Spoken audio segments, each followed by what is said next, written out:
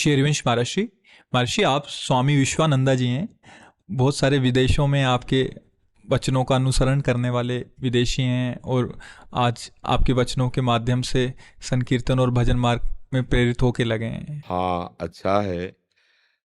हमारे भारत के संतों के द्वारा ही नाम रूप लीला धाम का विस्तार चराचर में जो भी प्राणी जो भी समझना चाहते हैं या जो समझें, ये हमारे भारत की भूमि में पैदा हुए ऋषि महर्षि और भगवत प्रेमी महात्माओं का प्रताप है कि जो लोग नाम को नहीं जानते हैं, जो लोग भगवान को नहीं जानते हैं, जो भक्ति को नहीं जानते हैं, वो भी भगवान की भक्ति में चल रहे हैं, अपने जीवन को समर्पित किए। ये संतों का प्रताप है कि घोर पशुवत आचरण करने वाले जीवों को भी संयम में लाकर और भगवदानंद में डुबो देना, यही हमारे भारत के ब्रह्म ऋषियों की, संतों की, भगवत चर्चा करने वाले महात्माओं की, प्रेमी जनों की महिमा रही है कि जिनको बिल्कुल ज्ञान नहीं है उनको कृष्ण कृष्ण बुलवा दिया, उनको नचवा दिया, प्रभु के लिए जीवन समर्पित करवा दिया, सनातन धर्म की पोशाक पहना दी, संयम में खड़ा कर दिया। ये हमारे भारत के संतों का, भारत के ब्रह्म ऋषियों का सदैव सनातन से ऐसा महत्व रहा है कि जहां वो पहुंच गए हैं तो हृदय की ग्रंथ खोल दिया जिससे भी बोले हैं। तो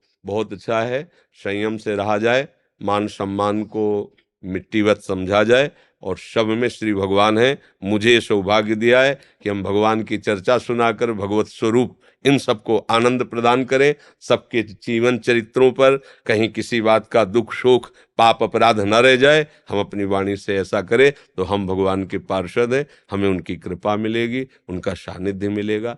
हम सब तिनका हैं,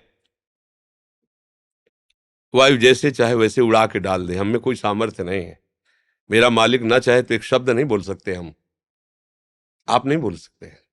एक सेकंड में ऐसा शब्द निकाल देगा पूरा विश्व गाली देगा, और एक सेकंड में ऐसा शब्द निकलवा देगा पूरा विश्व नमन करेगा। वो विश्वात्मा वही विविध रूपों में अपने आप में खेल रहा है। ये मानकर कि एक शरीर यंत्र है, बैठा हुआ विश्वात्मा प्रभु सबका जगत का कल्याण करवाने के लिए वाणी में वो स्वयं बोल रहा है। ये तो साउंड है, निमित्त मात्र दिखाई दे रहा है। और दैन्य भाव हृदय में रहे और चरित्र पवित्र रहे। हमारे भारत में चरित्र की पूजा हुई है।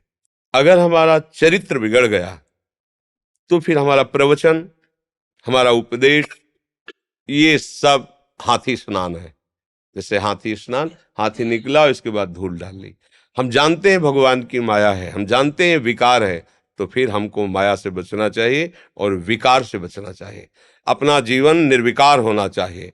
विश्व का कोई भी भोग बहुतायत रूप में हमारे सानिध्य में हो, हमारे अंदर भोगने की इच्छा ना हो, तभी हमारा रंग सब पर चढ़ेगा।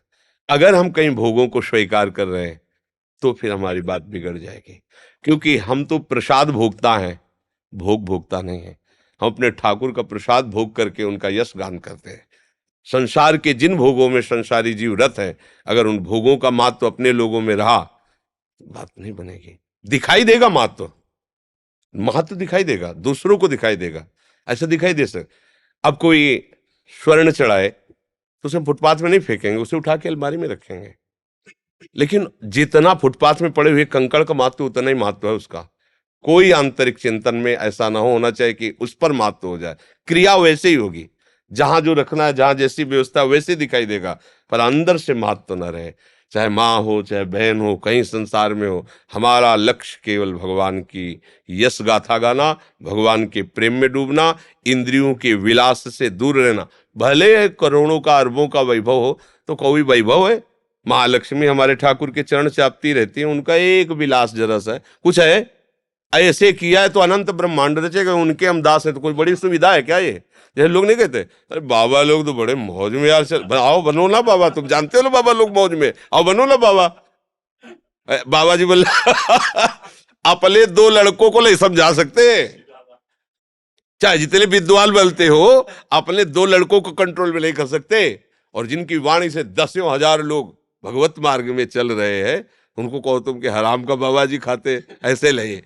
संतों का वैभव भागवतिक होता है, उस वैभव को भोगता नहीं होते। जैसे फैक्ट्री मालिक की होती है और सारा का सारा काम मुनीम देखता है, ऐसे सब संपत्ति रघुपति कया ही। मेरे प्रभु के, मैं उनका दास हूं, उसका सिस्टम संभालना, उसका कहीं अपने को स्वामी ना मान लेना, बस फिर कोई परास्त नहीं कर सकता। विश्व में कहीं भी जाओ कोई परास्त नहीं कर सकता। हम लोग तभी चूक हो जाती है जब हम अपने स्वामी को भूलकर स्वयं स्वामी बन जाते हैं अंदर से। हमें तो सब स्वामी कहेंगे ही, क्योंकि हमारे स्वामी का प्रताप है हमारे ऊपर, हमारे स्वामी का प्रताप है। पर हमको क्या समझना है, बस हम समझ रहे हैं हम क्या है। अगर बिजली ऑफ हो जाए तो हिलेगा नहीं कुछ, मतलब बिजली हमारी प्रभु है, उन्हीं से सारा है। ये बस स्मरण रहे, बस विश्व का मंगल भगवान अपने द्वारा करवा रहे, अपने द्वारा नाम कीर्तन करवा रहे। ये उनकी अहेतु की कृपा है। करें करावें आप सब और जने बढ़ाई दें, अपने जन को बढ़ाई देते। पवित्र आचरण, पवित्र जीवन, निरंतर भगवत स्मरण, फिर जो बोलोगे वो पूरे विश्व में छा जाएगा, क्योंकि सत्य वस्तु अंदर विराजमान है। साधु हमारे जो ब्रह्म ऋषि जन हुए, एकांत में गुफाओं में जंगलों में रहे, वह भगवान ने फिर रहने नहीं दिया। जो कमाया है समाज में आके दो, चाहे जो बात में हो, अंतिम फाइनल में उसको या समाज में आना पड़ेगा। समाज का मंगल करने के लिए आपने जो अनुभव किया बोलना पड़ेगा, चाहे जा के बोलो और चाहे बुला के बोलो, दोनों बातें हैं।